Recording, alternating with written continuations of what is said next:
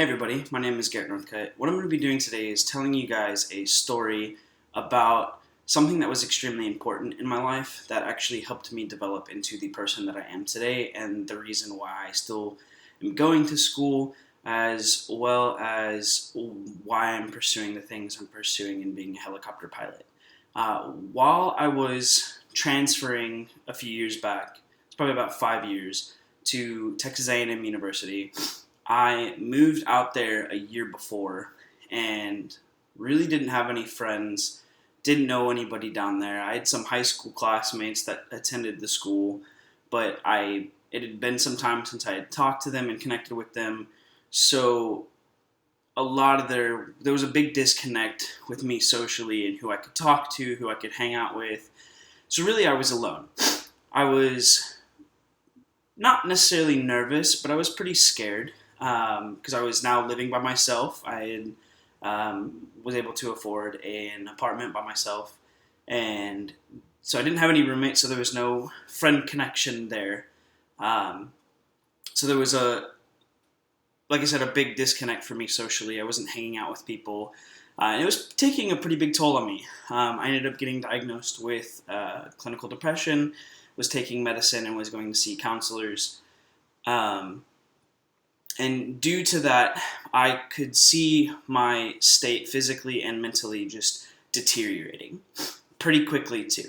I would sleep most of the days, or on the vice versa, I would stay up way too late all the time.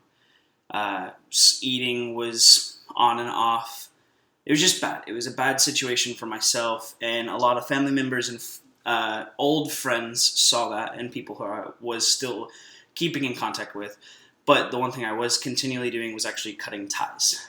That's never a good thing when you're in that point in time, especially someone like myself that's extremely social. It wasn't beneficial for me to cut ties to people that cared about me, right?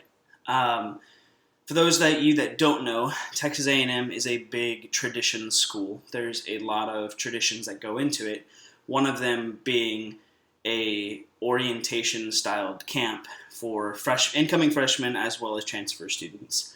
The one specifically for transfer students is called Transfer Camp, shortened to T-Camp for those that are inside the organization. That typically happens over the summer, like most orientation camps. And it's a good way to get to know the different traditions and things they do at A&M, as well as meeting some new students or transfer students. Being a transfer to A&M, I was already 21 and was under the impression that I didn't need to go to a camp because I had done one of those back when I was 18, going to college for the first time. And to me, a lot of those orientation camps just kind of teach you how to go to school, which I already knew how to do, or I felt like I knew how to do.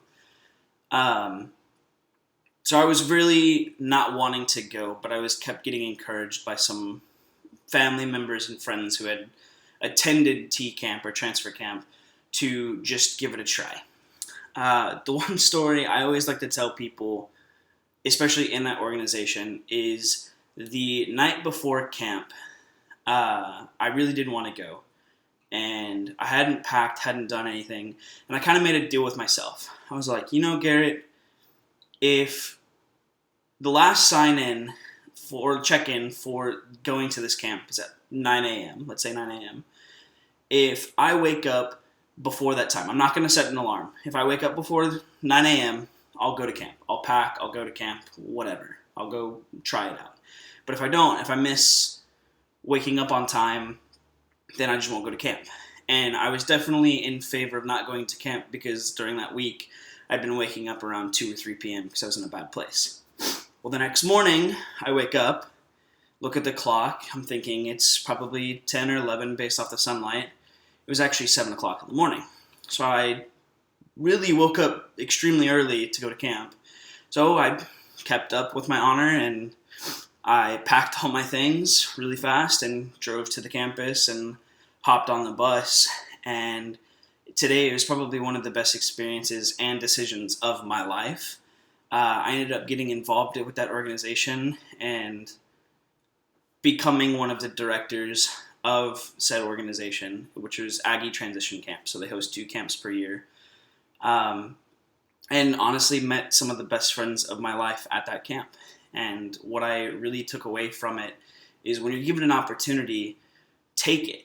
Don't ever say no just because where you're at mentally or physically isn't at the opportune moment. Just take the opportunity, because worst comes to worst, it's just a fun experience. But best case scenario, you meet the people you're going to have in your wedding, you're going to have best friends for life, and so on and so forth. And so if I encourage you that if you ever find yourself in a spot very similar to what I was in, don't turn down those opportunities. But yeah, thank you.